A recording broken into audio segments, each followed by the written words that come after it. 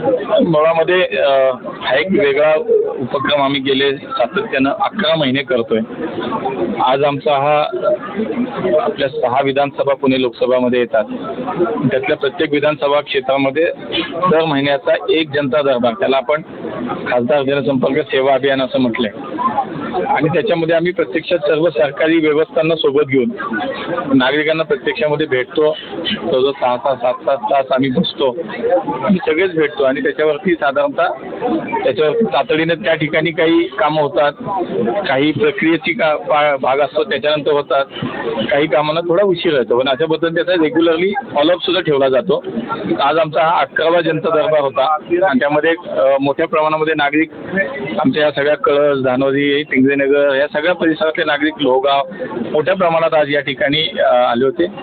साधारणतः एक सार्वजनिक स्वरूपाच्या महानगरपालिकेशी निगडीत असतील, राज्य सरकारशी निगडीत असतील, केंद्र सरकारशी निगडीत असतील, अशा वेगवेगळ्या स्वरूपाच्या कामांची या ठिकाणी स्वरूप असतं। शिवाय काही सामाजिक काही प्रश्न असतात, काही व्यक्तिगत स्वरूपाचे नागरिकांचे काही विषय असतात, असे मला असं वाटतं की ओव्हरऑल सगळ्याच प्रकारची कामं लोक इथं घेऊन येतात।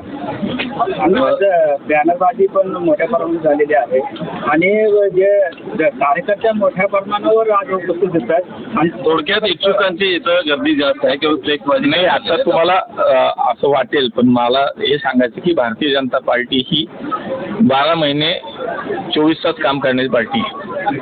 आम्ही निवडणुका आल्यानंतर आमच्याकडे काहीच होत नसतं। आमच्याकडं बूथ यंत्रणा, आमच्या शक्ती केंद्र प्रमुख, बूथ प्रमुख, तिथं मंडल अध्यक्ष, शहर संघटन या सगळ्या पातळीवरती आमचं 24 तास 12 महिने आमचं संघटन काम करत असतं।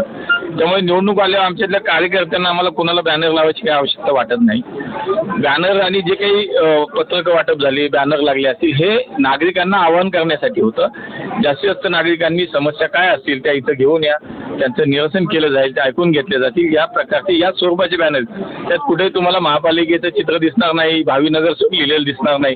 आमचा पहिला कार्यकर्त्याचा हा भाव आहे की आम्ही पहिले समाजासाठी आहोत। त्यामुळे आमच्या प्रत्येक कार्यकर्त्याचा जो काही बॅनर लागला असेल, बोर्ड लागला, त्याच्यामध्ये हेच लिहिलं की आपण या आपल्या समस्या आम्ही सोडवणार आहोत।